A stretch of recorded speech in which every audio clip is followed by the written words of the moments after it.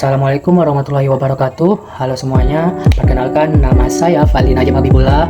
Saya berasal dari Universitas Riau, Fakultas Keguruan dan Ilmu Pendidikan, Program Studi Pendidikan Masyarakat, kelas 24A. Saya mempunyai NIM yaitu 2405112831. Saya di sini ingin mengasih langkah-langkah kepada teman-teman semua, langkah-langkah kepada ibu-ibu semua, atau langkah-langkah kepada masyarakat semua untuk dapat menonton video saya. Saya di sini ingin mengasih langkah-langkah cara pembuatan roti jala kuah durian, makanan khas Provinsi Riau. Di sini juga saya sebelumnya sudah memaparkan materi yang hebat di ruangan C10 di Fakultas Keguruan dan Ilmu Pendidikan.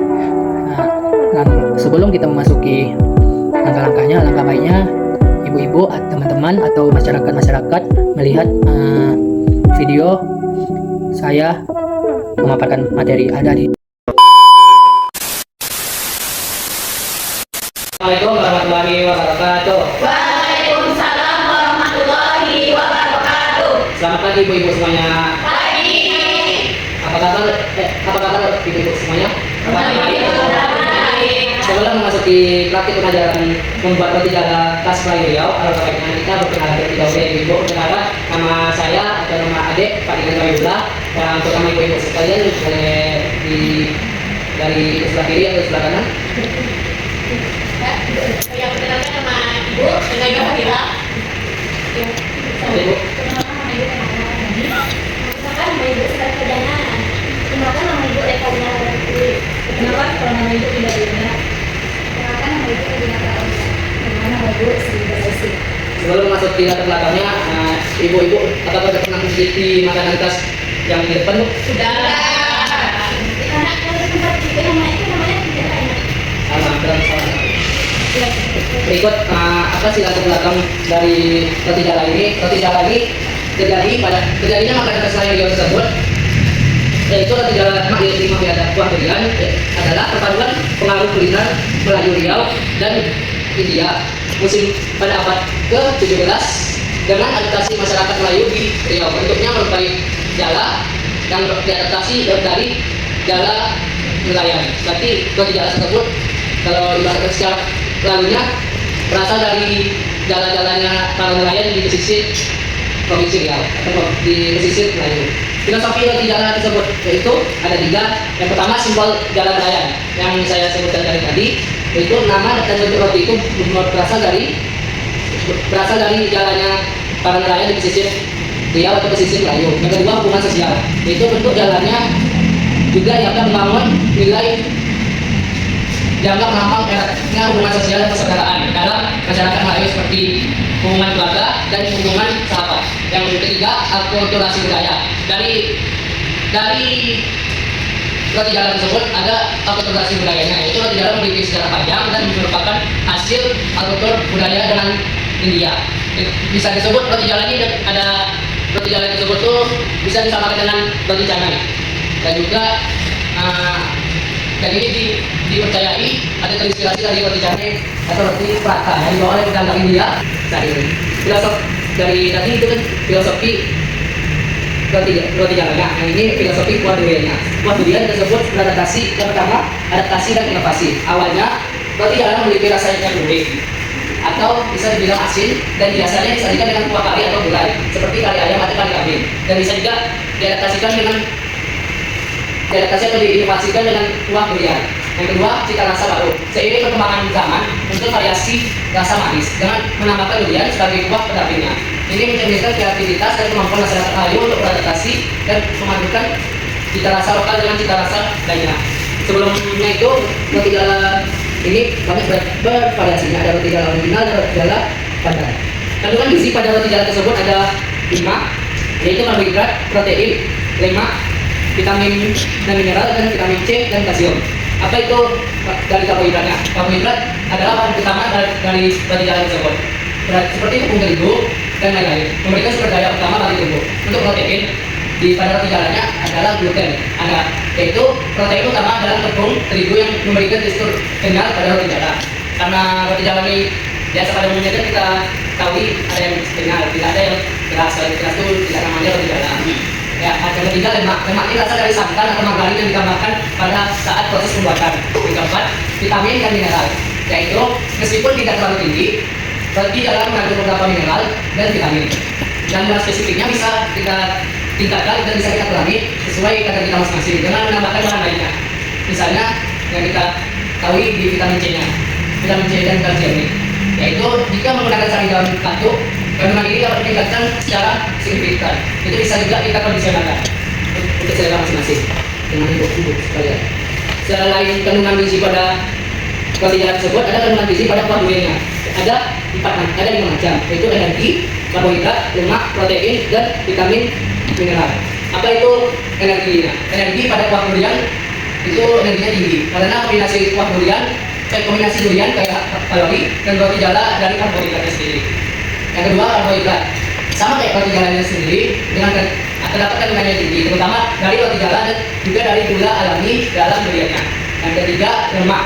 Lemak ini bisa kandungan gizinya juga tinggi karena lemak dari durian atau lemak nabati dan lemak dan minyak yang digunakan untuk membuat roti jalanya. Yang keempat, protein. Protein ini ada sedikit protein dari roti jalanya, namun secara keseluruhan kandungannya lebih rendah dibandingkan karbohidrat dan lemak. Yang terakhir, vitamin dan mineral, yaitu durian tersebut mengandung berbagai vitamin dan mineralnya. Namun kandungan ini akan berbeda tergantung jumlah dan jenis durian yang digunakan. Nanti kalau misalnya kita memakai durian dikit, vitamin dan mineralnya bisa kita dapatkan dikit tuh. Kalau misalnya kita memakai durian yang bisa dari 3 sampai 5, berarti kita dapat kandungan vitamin dan mineralnya lebih tinggi. Sebelum kita membuatnya, atau baiknya kita mengetahui alat untuk membuat roti jalannya. Yang pertama ada wajan anti lengket. Wajan anti lengket ini berguna untuk sebagai kita pas masak, agar roti jalan itu tidak lengket agar roti jalan itu tidak lengket, makanya adanya wajan. Wajan ini berfungsi untuk mencegah adonan menempel sehingga adonan itu tidak terpecah-pecah, karena yang kita ketahui roti jalan itu kan berbentuk jari-jari yang bisa kita buat secepatnya dan juga tidak terlalu keras. Yang kedua, whisk atau pengocok telur. Itu berguna pas kita membuatkan adonan roti jalannya, yaitu untuk mengocok dan menyampur seluruh adonan hingga rata dan tidak ada tersisa.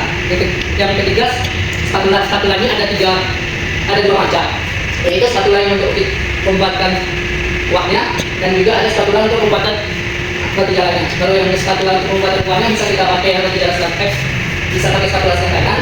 Kalau yang untuk pembuatan roti jalannya bisa kita pakai seperti ini. Itu berguna sebagai mengaduk adonan secara merata dan juga mengangkat dan membalikkan adonan pas kita menggoreng ataupun membuat kuahnya. Yang keempat, corong plastik atau bisa kita pakai botol bekas. Itu berguna untuk membuat adonan terlihat rapi dan elegan, tidak merepotkan dan tidak berantakan. Nanti kalau kita pakai corong dan kita memakai bekas botol plastik, kemungkinan adonan tersebut terlihat rapi dan tidak berantakan. Selanjutnya, piring saji. Piring saji berguna untuk kita meletakkan roti jalan yang sudah jadi ke piring tersebut agar terlihat elegan. Yang kelima, baskom untuk mengaduk adonan. Baskom ini berguna pada saat pembuatan roti jalannya. Karena apa? Karena semua adonan itu sebelum atau sesudah dia dipiskan, diletakkan ke baskom untuk mencampur semua bahan adonan seperti tepung terigu, telur dan santan. Selanjutnya, sendok sayur. Sendok sayur ini bisa kita kondisionalkan dan bisa kita pakai juga. Itu untuk mengaduk adonan buah atau roti pada panci minimalis. Panci minimalis itu seperti yang satunya. Panci minimalis ini berfungsi juga untuk menampung dan memanasan kuah durian. Tapi kalau misalnya kita lihat di barang-barang itu ada panci minimalis. Nah, kalau misalnya orang tersebut kuahnya udah dingin, maka orang itu bisa pemanasannya. Bisa kita jadikan nilai 2. Setelah memasuki alat pembuatan roti jalannya, maka kita memasuki bahan pembuatan roti jalannya. Pertama, bahan utamanya yaitu tepung terigu, berfungsi sebagai pembentuk struktur dan pengangkat adonan.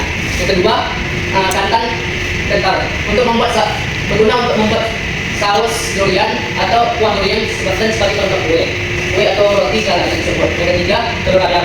Telur ayam ini berfungsi untuk memberikan kelembutan, elastisitas dan kekayaan pada roti jalan tersebut. Yang keempat, air. Air ini berfungsi untuk menyatukan semua bahan jadi pada saat kita membuat kuah duriannya. Kalau kita juga pada saat kita pembuatan roti jalan tersebut. Selanjutnya, garam. Garam ini berfungsi untuk mengendalikan fermentasi lagi. Kita bisa menggunakan cara ini sesuai yang kita mau, tapi lebih idealnya sedikit aja, karena kalau kita terlalu banyak memberi garam akan akan menghasilkan rasa asin atas atau tidak bisa kita gunakan. Dan selanjutnya kunyit bubuk untuk bisa kita buat untuk bisa kita sajikan untuk memberikan warna kuning pada gunakan untuk kemas agar aroma tersebut tidak lengket. Makanya sebelum kita memasuki ke panci anti lengket atau wadah anti lengket, kita berikan minyak terlebih dahulu. Dan selanjutnya ini kondisioner. Ini bisa kita dan pada ini berguna untuk memberikan aroma wangi dan warna hijaunya. Apabila kita pengen tidak warna hijau, kita beri dapatkan. Kalau misalnya kita tidak mau warna hijau atau original aja, kita bisa memakai warnanya. Selanjutnya bahan pembuatan adalah yang paling idealnya atau yang paling utamanya bahannya itu daging durian tersebut berfungsi sebagai bahan utama untuk pembuatan buah duriannya. Kalau misalnya tidak ada daging durian, kita mau bikin buah duriannya, benar Bu? Ya. Selanjutnya bahan pendampingnya itu gula pasir, berfungsi sebagai pemanis dan pelunak kelengan. Kalau misalnya dari roti jalannya ada diberi garam, kita lebih baiknya kalau terlihat manis kuahnya kita pakai gula pasir, tapi secukupnya saja. Kalau misalnya kita pakai gula pasir yang terlihat, takutnya nanti kena di penyakit tubuh ibu semuanya. Dan selanjutnya santan kental itu bisa juga sama, produksinya juga kayak kita membuat bahan pembuatan roti jalannya untuk sebagai membuat saus dan membuat kuahnya. Yang selanjutnya garam berfungsi untuk mengendalikan fermentasi lagi yang bersama dengan roti jalannya fungsinya. Sebelum kita masuk ke langkah-langkahnya, apakah ibu ada bingung tentang yang tadi saya jelaskan? Selanjutnya kita memasuki langkah-langkah pembuatan adonan roti jalannya. Langkah-langkahnya ini kita bagi dua, yaitu langkah-langkah pembuatan roti jalannya dulu, baru kita pembuatan kuah durian. Itu bisa kita kerjakan berbarengan, dan bisa kita dahului kuah duriannya dulu, baru roti jalannya dulu. Yang pertama, cara pembuatan adonan roti jalan, yaitu pertama campurkan bahannya semuanya dalam suatu mangkok besar atau baskom. Selanjutnya tambahkan bahan basah seperti telur, santan kering, dan margarin cair. Yang ketiga, saring adonan tersebut untuk memastikan tidak ada gumpalan tepung. Kalau misalnya ada terjadinya gumpalan tepung, berarti roti jalan tersebut tidak bisa atau tidak layak diproduksi karena tidak pas untuk pembuatannya. Yang keempat, istirahatkan adonan, diamkan adonan selama sekitar 10-15 menit atau lebih elastis. Yang kelima, siapkan cetakan seperti cetakan dari botol plastik bekas ataupun dari corong. Masukkan adonan itu dan adonan cetakan roti jalan khusus seperti sisa sayur lubang 5 atau botol plastik dengan tutup yang sudah dilubang kecil. Selanjutnya langkah mencetak adonan roti jalannya. Yang pertama, panaskan wajan. Kita sebelum membuat roti jalannya, baiknya kita panaskan wajan terlebih dahulu. Dan oleh sisi minyak atau tidak membuat adonan tidak lengket ke wajan tersebut. Yang kedua, kita adonan adalah tuang adonan tersebut menggunakan cetakan dengan gerakan lingkar-lingkar cepat di atas wajan, bisa lingkar-lingkar, bisa horizontal, bisa vertikal. Yang ketiga, masak hingga matang. Dengan masak hingga matang ini yaitu masak selama sekitar 1-2 menit hingga adonan terlihat matang dan kaki bawahnya sedikit mengering. Tidak dianjurkan kalau masak roti jalan ini berlama-lama, karena kalau berlama-lama kita kasihkan gosong dan bisa kita makan. Yang keempat, gulung roti jalannya. Sebelum roti jalannya itu angkat roti jalan dari wajan dan lipat kedua sisi ke dalam, lalu gulung membentuk segitiga atau gulungan panjang, atau bisa dengan selera ibu masing-masing, dan sisihkan dan ulangi proses hingga adonan habis. Terakhir, langkah-langkah membuat kuah roti jalannya. Yang pertama, masak santan dan gula. Dalam panci kita bisa campurkan santan, gula merah yang sudah disisir, gula pasir, garam, dan daun pandan. Masak kelima bahan tersebut kita masak di atas api sedang. Tidak boleh dengan api besar ataupun api kecil. Sambil terus diaduk perlahan agar santan itu tidak pecah. Karena yang kita ketahui kalau santan pecah itu akan kurang estetika pembuatan buah durian. Yang kedua, tambahkan durian. Setelah mendidih ke semua adonan yang di atas, masukkan daging duriannya, aduk rata dan masak sebentar hingga kuah mengembang dan aroma duriannya cium harum. Yang ketiga, koreksi rasa.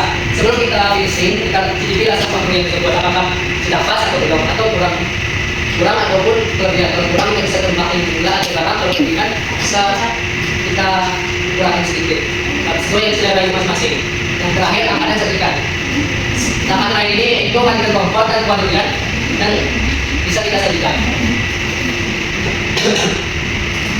Kesimpulannya itu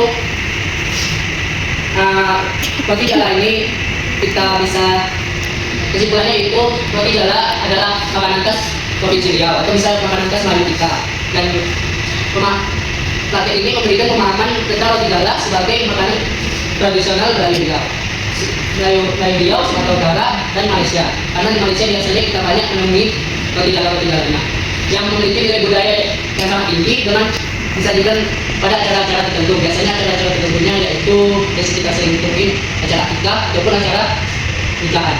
Yang selanjutnya proses produksinya yang tergolong cukup mudah kita buat, tidak terlalu susah sekali. Yang selanjutnya karakteristik produknya, hasil dari produk tersebut adalah hidangan yang memiliki kombinasi rasa gurih, asin, dan manis yang seimbang dengan tekstur roti yang lembut dan tidak keras, dan struktur rotinya itu seperti jala yang pada umumnya. Yang terakhir, inovasi dan potensi. Hidangan ini relatif mudah dibuat dan memiliki potensi untuk dikembangkan atau dimodifikasi yang bisa kita lakukan. Misalnya dengan warna makanan dan bahan-bahan tersebut bisa ditambahkan lainnya untuk meningkatkan daya tarik dan daya jual dari roti jala dan buah durian tersebut. Sekian dari pemaparan praktik pengajaran saya. Saya tutup. Sebelum saya tutup, bisa ibu kasih kritik atau saran ataupun ada pertanyaan, silakan Bu. Nah, izin bertanya, itu kan tadi kan di dalam cara pembuatan kuah itu kan pakai gula merah. Itu kita yang pakai gula merah atau pakai gula biasa? Di dalam obat itu Kuah, ya, itu kan pakai gula merah. Ya. Nah, jadi itu memang harus gula merah Pak, atau harus boleh pakai gula pasir biasa? Nah itu bisa saya jawab untuk pembuatannya, apakah boleh memakai gula merah atau boleh memakai gula pasir atau gula putih biasa. Kalau menurut pribadi saya, untuk pembuatannya itu tergantung selera ibu masing-masing. Boleh menggunakan kuah merahnya ataupun boleh menggunakan kuah pasir. Dan juga kalau bagi ibu, gimana bagusnya ibu cara membuatnya, kan ini dengan kombinasi kuah durian. Kuah durian lebih enaknya pakai gula pasir. Kalau misalnya pakai kari, enaknya pakai gula merah. Tapi tergantung lagi dari ibunya sendiri. Terus itu aja. Oke, terima kasih Mas. Ada yang lain dari pertanyaan atau kritik saran dari ibu masing-masing? Bagus. Terima kasih banyak. Baik, terima kasih banyak untuk ibu-ibu semuanya. Maaf ganggu atas aktivitas ibu-ibu. Akhir kata, assalamualaikum warahmatullahi wabarakatuh.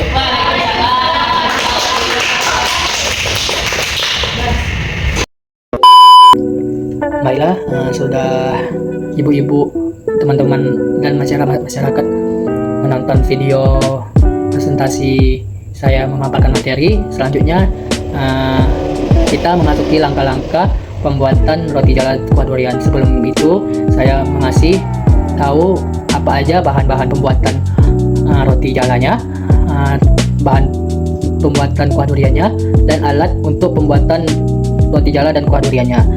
Bisa ibu-ibu, teman-teman atau masyarakat lihat di video sebelah saya di sebelah kanan.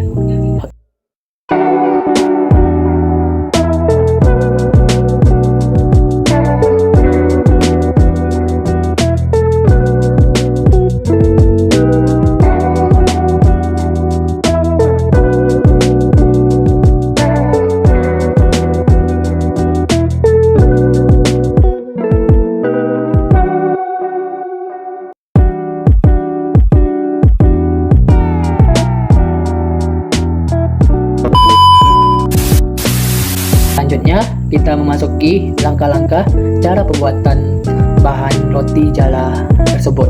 Disimak ya videonya. Sudah memegang baskom. Baskom ini berguna untuk mengaduk semua adonan, dan ada sendok untuk menakar semua bahan-bahan pembuatan roti jalanya. Bahan yang pertama yaitu tepung terigu. Di tepung terigu ini kita masukkan tepung terigu ini 250 gram tepung terigu ke dalam baskom.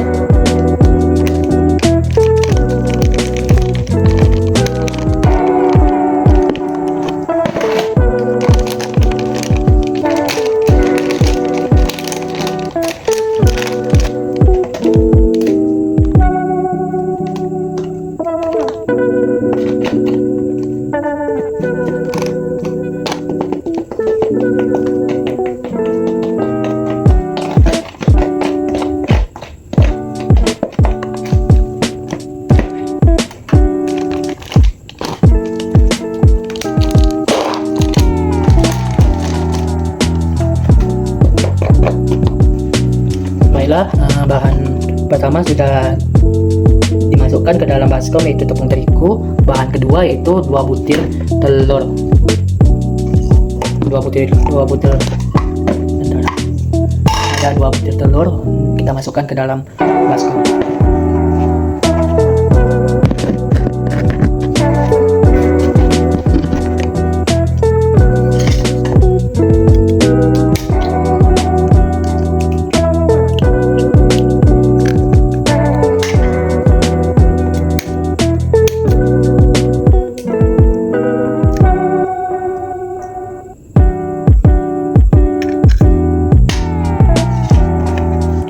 Bahan kedua sudah masuk berupa telur 2 butir.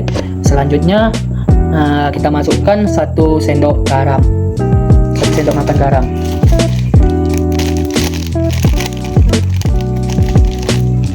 Ini sendoknya, ini garamnya.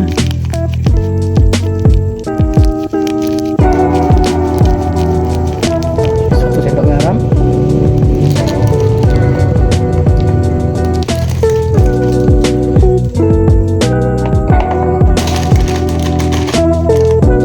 Selanjutnya masukkan setengah sendok kunyit bubuk. Sini.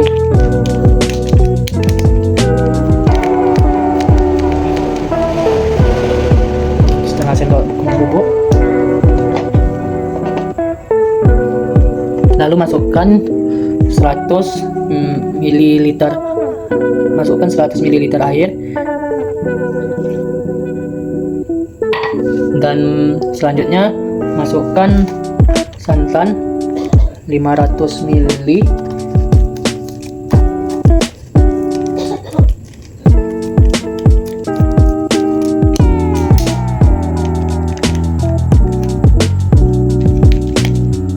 Santannya kita masukkan.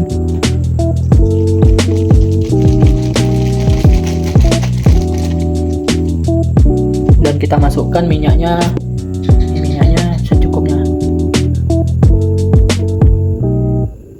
Setelah itu bahan sudah tercampur dan semuanya, saatnya kita aduk.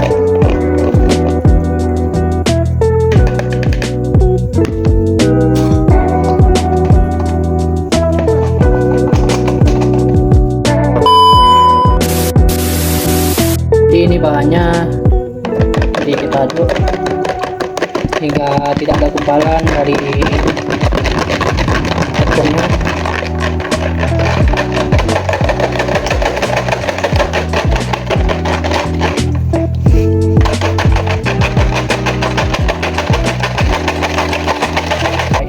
Bahan sudah tercampur dengan rata, tidak ada gumpalan ataupun baiklah, di sini saya sudah mengaduk dengan rata, tidak ada gumpalan-gumpalan yang bisa menghambat proses pembuatan roti jalannya.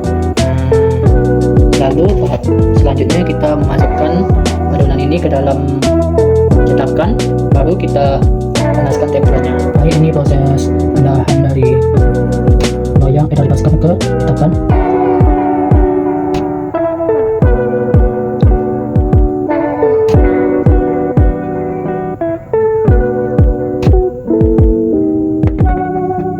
Baik, udah masukkan ke sini. Selanjutnya, baik, langkah selanjutnya kita masukkan adonan ini ke dalam wajan.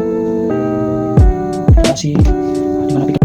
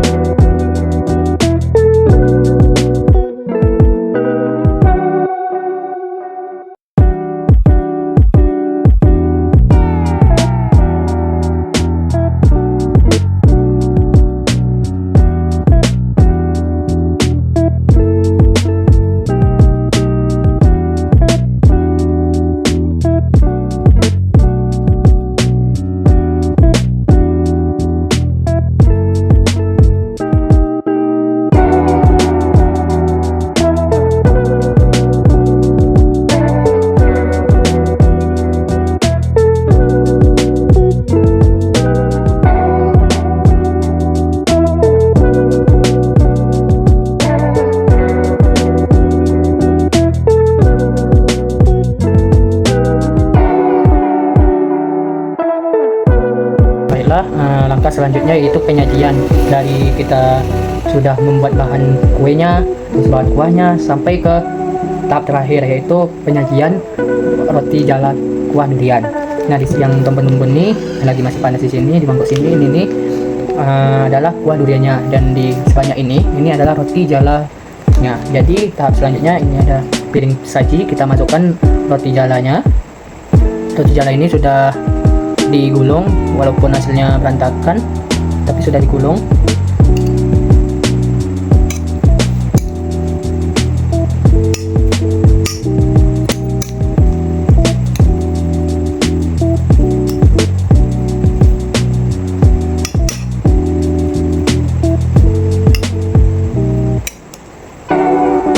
Ambil dulu beberapa roti jalanya yang sudah digulung maupun dilipat.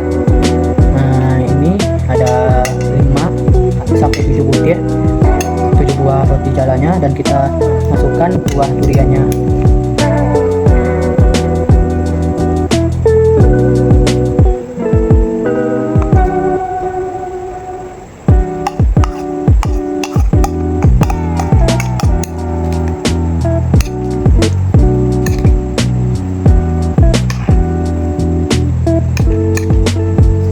Jadilah roti jala kuah durian.